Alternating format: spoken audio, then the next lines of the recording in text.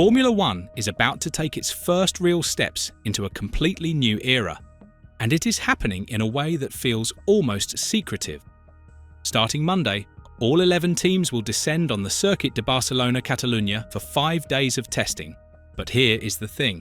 There will be no fans in the grandstands, no media in the paddock, and no live coverage.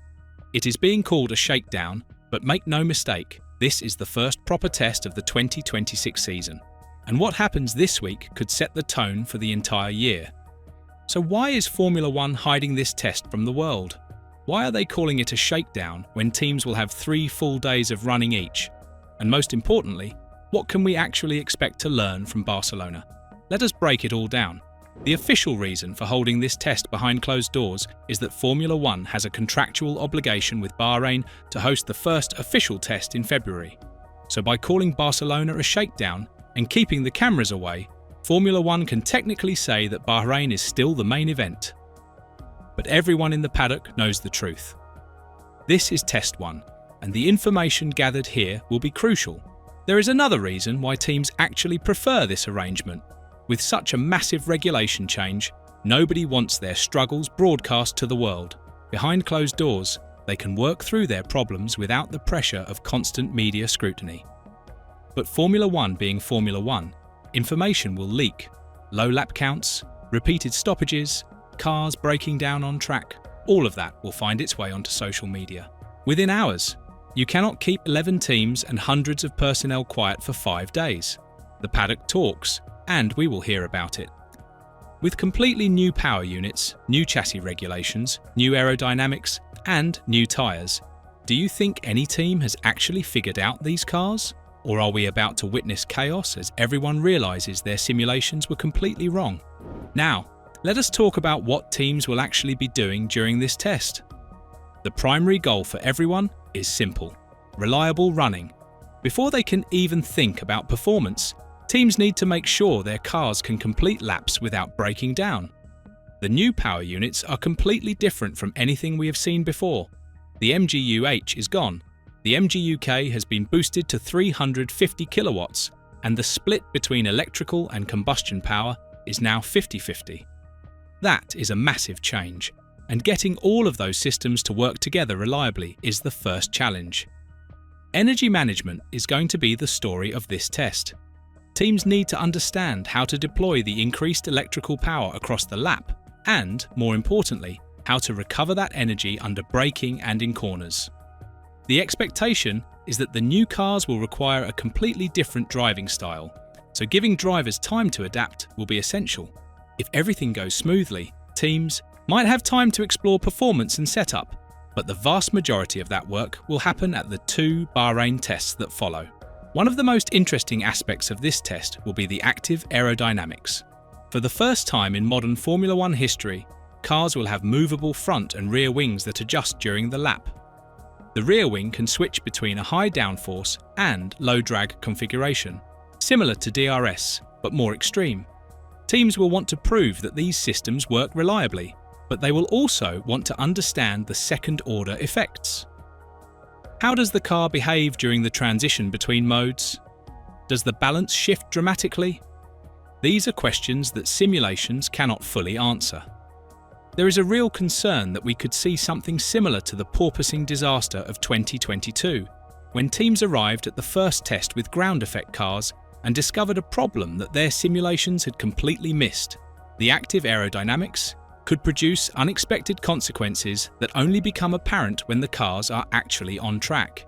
Barcelona will be the first opportunity to find out. Now let us talk about who might be fastest and whether we should even care about that. Mercedes has been tipped as the best-placed power unit manufacturer going into the season, a story that has intensified in recent weeks amid reports they have unlocked additional horsepower through a different interpretation of the compression ratio rules. But the truth is that nobody knows for sure. Even if Mercedes is leading the way, the true gap might not be clear from the limited information that emerges from Barcelona. What will be easier to spot is which teams are struggling. Any fundamental issues with a particular car or engine will likely leak out. If a team is barely completing any laps while others are racking up mileage, that tells you something. If cars are repeatedly stopping on track or returning to the garage with problems, that tells you something too. Different teams will also have different approaches to this test. McLaren has already said their car will be largely unchanged between Barcelona and the first race, suggesting they are confident in their package and want to focus on understanding it before committing to developments. Ferrari, on the other hand, is planning to start with a more basic specification for reliability before bringing significant upgrades ahead of the first race. That difference in philosophy could make direct comparisons misleading. One team that will not be at Barcelona is Williams. They announced earlier this week that they are skipping the entire test due to delays with their FW48. That is a significant setback for a team that finished 5th in the Constructors' Championship last year and was hoping to challenge for even better results in 2026.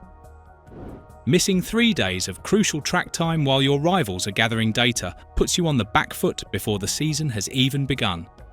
The weather could also play a major role. January in Barcelona is not exactly ideal for testing racing cars. Temperatures will be low and there is a real possibility of rain. Several teams that have already completed shakedowns reported that unfavourable weather kept their cars in the garage more than any technical issues. If Barcelona is wet and cold for most of the week, the amount of useful data teams can gather will be limited. There will be some coverage of the test, despite the closed doors. A small Formula One TV unit will be present to provide interviews with drivers and team personnel. So while we will not see live timing or extensive trackside footage, we will get some insight into how things are going. The real question hanging over this entire test is whether the simulations have been accurate. Teams have spent months, in some cases years, developing these cars in virtual environments. They have run countless simulations trying to understand how the new regulations will affect performance. But simulations are only as good as the assumptions they are built on, and with such a massive regulation change, there is a real possibility that reality will be very different from what the computers predicted. We saw this in 2022 when teams arrived with ground effect cars and discovered porpoising, a phenomenon that caught almost everyone off guard. Every major regulation change brings surprises, and Barcelona will be the first opportunity to discover what those surprises are in 2026. For the fans watching from home, the lack of live coverage will be frustrating. We have become accustomed to seeing every moment of Formula One testing broadcast live, with timing screens and expert analysis. This week will feel different, more like the old days when testing was a private affair and information trickled out slowly through paddock rumours and team press releases. But that also adds to the intrigue. When the cars finally line up for the first official test in Bahrain 2 weeks later, we will have a much better sense of who has figured out these new regulations and who is still struggling. Barcelona is the dress rehearsal, the chance for teams to make their mistakes away from the spotlight. What happens this week will shape the entire 2026 season, even if we do not see most of it unfold in real time.